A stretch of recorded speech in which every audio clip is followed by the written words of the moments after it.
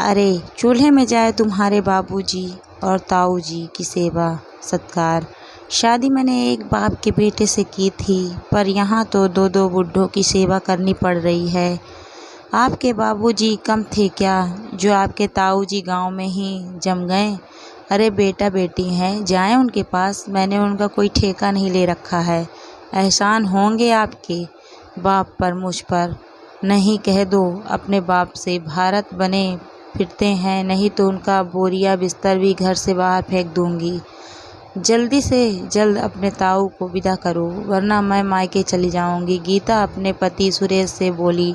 सुरेश बोला, सच में ताऊ जी ने एहसान तो बाबूजी पर किया है, मैं उसका भुगतान क्यों करूं? मानता हूं कमाते थे तो हमारे लिए खर्चे भेजते थे। ताऊ जी ने अपना ज़मीन कम दामों पर हमें दे दिया तो क्या एहसान किया? ठहर जाओ, मैं अभी पिताजी से कहता हूँ। जैसे ही सुरेश बाहर निकलने लगा, नारायण बाबू वहीं खड़े थे। उन्होंने कहा, बेटा मैंने सब सुन लिया, कुछ कहने की ज़रूरत नहीं है। अब मैं समझ गया हूँ कि मैं अपने बड़े भाई की सेवा नहीं कर सकता हूँ।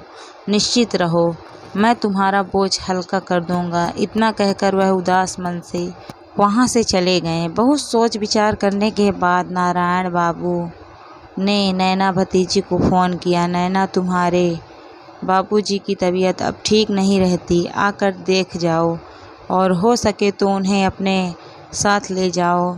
मेरी भी अब उम्र हो रही है बेटा, घर गृहस्थी तुम्हारे भाई और भाभी संभालते हैं। तुम्हारी चाची के जाने के बाद इस घर में मेरी कितनी चलती है, यह तुम समझ सकती हो। भाई साहब की देखभाल करना अब हमारे लिए मुश्किल हो रहा है।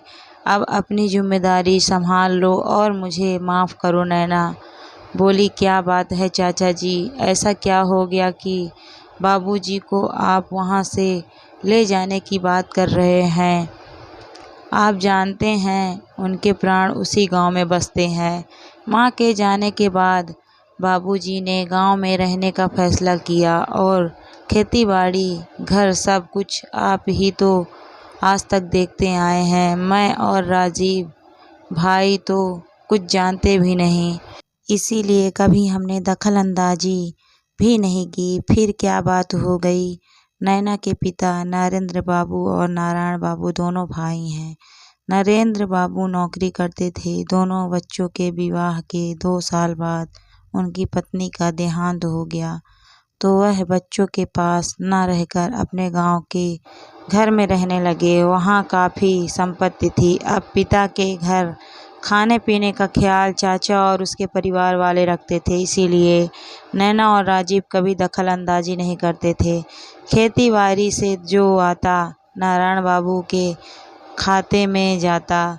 यहाँ तक कि नरेंद्र बाबू के कहने पर 6 महीने पहले ही उन्होंने अपने हिस्से की ज़मीन भी नारायण बाबू के नाम पर औने पौने दाम पर कर दी, ताकि उनकी देखभाल में उसके पैसे खर्च ना हो। नैना का भाई राजीव एक मल्टीनेशनल कंपनी में नौकरी करता था और नैना के पति एक नामी गिरामी डॉक्टर थे। भाई राजीव की पत्नी रेनू एक उच्च वर्गीय परिवार से आई थी, जो अपने ही दुनिया में रहती थी। उसे ना तो किसी का हस्तक्षेप पसंद था और ना ही पारिवारिक पचड़ों में पड़ती थी। 1 घंटे बाद नैना ने राजीव को फ़ोन किया और सारी घटना बताई। राजीव बोला, अभी तो बिल्कुल फुर्सत नहीं है। नैना बोली, फुर्सत निकालना होगा और हमें कल सुबह ही निकलना होगा। चाचा जी ने दबाव देकर कहा है कि आकर देख जाओ। आखिरकार राजीव को मनाना पड़ा। अगली सुबह दोनों भाई बहन निकले। रास्ते में राजीव को परेशान देखना नैना बोली, परेशान मत हो, एक बार डॉक्टर से उन्हें दिखा देंगे, ठीक हो जाएंगे। राजीव झल्लाकर बोला, सब कुछ ठीक तो चल रहा था, एकाएक क्या हो गया?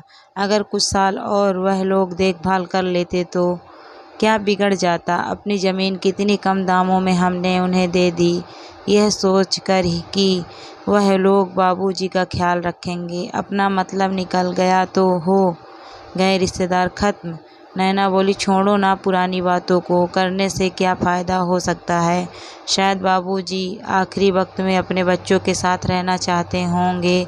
राजीव उत्तेजित होकर बोला, दीदी आपके लिए कहना बहुत आसान है, मेरे लिए बहुत मुश्किल है। अरे जीजा जी के पास बहुत पैसे हैं, अगर ऐसी नौबत आएगी तो आप ही अपने पास रख लेना। अब रेनू के स्वभाव को जानते हैं, उसने तो साफ साफ मना कर दिया है, और 3 कमरे के घर में मैं उन्हें कहाँ रखूँगा। वैसे बाबूजी जितना मुझ पर खर्च किया है उतना आप पर भी किया है। नैना मुस्कुराकर बोली, राजीव तुम भूल रहे हो, जब बाबूजी को रिटायरमेंट में जो पैसे मिले थे उन्होंने हम दोनों को आधा आधा दिया था। उस वक्त तुमने खुशी से कहा था कि बाबूजी जब भी कोई दिक्कत होगी याद कर लीजिएगा। अभी हाथ थोड़ा तंग चल रहा है, छोटे से घर में रहना मुश्किल हो रहा है। यह सुनकर मैंने भी अपने हिस्से के पैसे भी तुम्हें दे दिए थे, याद है कि भूल गए। राजीव ने गुस्से में मुंह घुमा लिया तो नैना बोली, अपनी जिम्मेदारी से तुम मुंह नहीं घुमा सकते हो। मैं तो कम से कम साल में 1 बार गाँव जाती थी, तुम तो कभी झांकने तक नहीं गए। तुम चिंता मत करो, ऐसी परिस्थिति आई तो मैं उन्हें अपने साथ रख लूँगी। नैना मन ही मन सोची, पति इतने बड़े डॉक्टर हैं, दुनिया का इलाज करते हैं, क्या बूढ़े ससुर को सहारा नहीं दे सकते। सफ़र खत्म हुआ, वह गांव पहुँचे। नरेंद्र बाबू को देखकर नैना की आंखें भर आई। हट्टे कट्टे नरेंद्र बाबू सूख कर कांटा हो गए थे। वह पिता के गले लगकर बोली, बाबूजी 6 महीने में ऐसा क्या हो गया कि आपकी हालत इतनी खराब हो गई। पहले फ़ोन करवा देते, मैं चली आती। पिता थरथराती आवाज़ में बोले, तुम दोनों का अपना जीवन है, मैं किसी पर बोझ नहीं बनना चाहता था। फिर बड़े शहर में परेशानियां भी कम नहीं होती, पर अब शायद मैं इन लोगों के लिए भी बोझ बन गया हूँ। नैना ने पिता को आश्वासन दिया और अगली सुबह उन्हें लेकर वापस निकल गई। अगले दिन मैं नैना और अपने पति सागर को बोली, बाबूजी की तबीयत बहुत ख़राब थी, आप यहाँ नहीं थे तो मैं गांव जाकर उन्हें यहाँ ले आई। सागर अचानक गुस्से से बोला, यहाँ ले आई क्या मतलब? तुमने मुझसे पूछना भी ज़रूरी नहीं समझा? इतना बड़ा घर मैंने खुद के लिए बनवाया है, कोई वृद्धाश्रम नहीं खोला है, और तुम्हारे पिता की जिम्मेदारी तुम्हारे भाई पर है। जब पैसे लेने की बात आई थी तो कैसे नाटक करते हुए राजीव ने सारे पैसे ले लिए थे, और तुमने भी दानवीर कर्ण बनकर अपने पैसे उसे दे दिए थे। मैं पैसे अपने और अपने बच्चों के लिए कमाता हूँ, दान करने के लिए नहीं। सागर के इस रूप को देखकर नैना हैरान थी। जो इंसान अनजान की सेवा और इलाज करता है, उसके मन में और घर में अपने ससुर के लिए जगह नहीं थी। सागर जोर जोर से चिल्लाकर बोल रहा था। नैना हाथ जोड़कर बोली, जरा धीरे बोलिए, अगर बाबूजी ने सुन लिया तो वह जीते जी मर जाएंगे, आखिर उनका भी सम्मान है। सागर बोला, अगर सम्मान है तो बेटे के घर जाकर रहें, बेटी के घर क्यों चले आए हैं?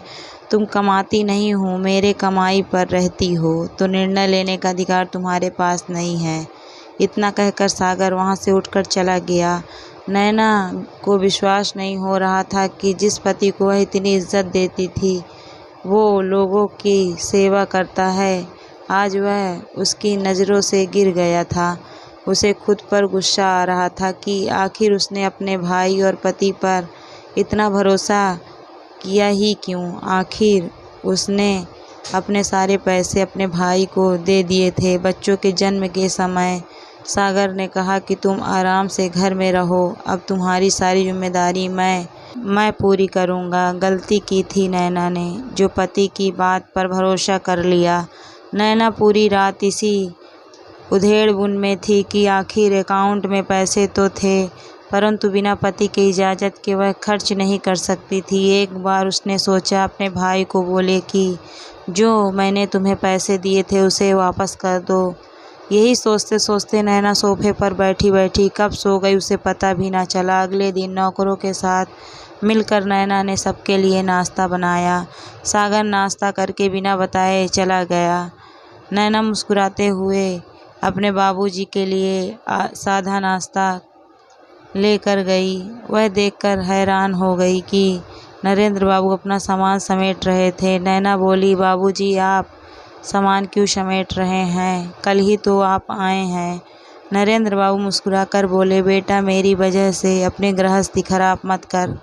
मैं कब तक हूँ नहीं हूँ कोई नहीं जानता। मैंने एक वृद्धाश्रम में बात की है, वह लोग मुझे वहाँ रखने के लिए तैयार हैं। बस इतना करो कि मुझे वहाँ पहुँचा दो। मैं यहाँ का रास्ता भी नहीं जानता हूँ। नैना अपने पिता के पास फूट फूट कर रोने लगी और बोली, बाबूजी, हम लड़कियों को ही यह सब देखना क्यों पड़ता है? मैं आपसे नज़र भी नहीं मिला पाऊँगी। जब ऊपर जाऊँगी तो माँ को क्या जवाब दूँगी? आखिर नैना करती भी क्या? उसने टैक्सी बुलाई और पिता को वहाँ तक छोड़ आई। नरेंद्र बाबू नैना से बोले, परेशान मत हो, कई बार परिस्थितियाँ हमारे बस में नहीं होती। यहाँ मेरे जैसा कितने ही लोग होंगे। मैं समय काट लूँगा। मेरी वजह से तुम्हारी आँखों में आंसू कभी नहीं आने चाहिए। इतना कहते हुए नरेंद्र बाबू चुपचाप लड़खड़ाते कदमों से किसी और का सहारा लेकर अंदर जा रहे थे। नैना अंदर ही अंदर रो रही थी, मानो वह उनको आखिरी बार देख रही हो। राजीव ने एक बार नैना को फ़ोन करके नहीं पूछा कि बाबूजी कैसे हैं। नैना चुपचाप 3 दिन तक घर में रोती रही, ना ठीक से खाती, ना किसी से बात करती, और इन सब बातों से सागर को कोई फ़र्क नहीं पड़ता। नैना वृद्धाश्रम फ़ोन करने की हिम्मत नहीं जुटा पा रही थी। वह अंदर ही अंदर कितनी ग्लानि महसूस कर रही थी कि एक बेटी क्या इतनी मजबूर हो जाती है कि अपने पिता को भी सहारा नहीं दे पाती। जो पति आज पिता के लिए नहीं है, क्या कल वह अपनी पत्नी के सम्मान के लिए कुछ कर पाएगा? इन्हीं सब सवालों से नैना परेशान थी। चौथे दिन करीब 11 बजे वृद्धाश्रम से फ़ोन आया कि नरेंद्र बाबू अब इस दुनिया में नहीं रहे। नैना को उस बात पर यकीन नहीं हो रहा था। उसे समझ में नहीं आ रहा था कि वह क्या करे। फिर उसने सोचा कि सागर रात से पहले घर नहीं आएंगे, बच्चे दोपहर तक आएंगे। उसने नौकर से कह दिया और वह पिता के अंतिम संस्कार के लिए वृद्धाश्रम की ओर चली गई। रास्ते में नैना के आंसू रुक नहीं रहे थे। वह मन ही मन सोच रही थी, काश कि राजीव ने बाबूजी को कुछ दिन अपने पास रख लिया होता तो उनकी मृत्यु अभी नहीं होती। काश कि सागर एक मरीज समझकर ही बाबूजी को अपने घर में सहारा दे देता तो उसके पैसे और आप कम नहीं होता और आज मैं अनाथ नहीं होती। जैसे ही नैना वहाँ पहुँची, वृद्धाश्रम के मैनेजर ने कहा, उनकी लिस्ट में बेटा, बहू, बेटी, दामाद सब हैं। फिर आप अकेले कैसे आई हैं? उनकी आत्मा को शांति कैसे मिलेगी? नैना बोली, आत्मा को शांति तो उन्हें 3 दिन पहले ही मिल गई थी, जब उन्हें यह समझ में आ गया था कि दुनिया में सारे रिश्ते मतलब के होते हैं। जाते समय कोई अपना नहीं होता। हाँ, परमात्मा से इतनी विनती ज़रूर करूँगी, उनके जैसे बच्चे भगवान किसी को ना दे। मैं उनकी बेटी हूँ और इनका कोई नहीं। आपको जो भी करना है मुझे कहिए, मैं करूँगी। तभी मैनेजर ने एक लिफाफा दिया जिसमें नरेंद्र बाबू ने लिखा, बेटा, इस दुनिया में जब तक अपने बल पर हो तभी तक ही कोई भी रिश्ता तुम्हें पूछेगा। मैं चाहता हूँ एक बार फिर तुम अपने पैरों पर खड़ी हो जाओ। जब जीते जी मैंने अपनी बेटी को इज्जत से जीना सिखाया तो मरने के बाद मैं कैसे किसी के भरोसे उसे छोड़ सकता हूँ। मेरे बचे हुए पैसे और गांव के घर को बेचकर तुम अपने लिए कुछ करो ताकि अपने फैसले तुम खुद ले सको।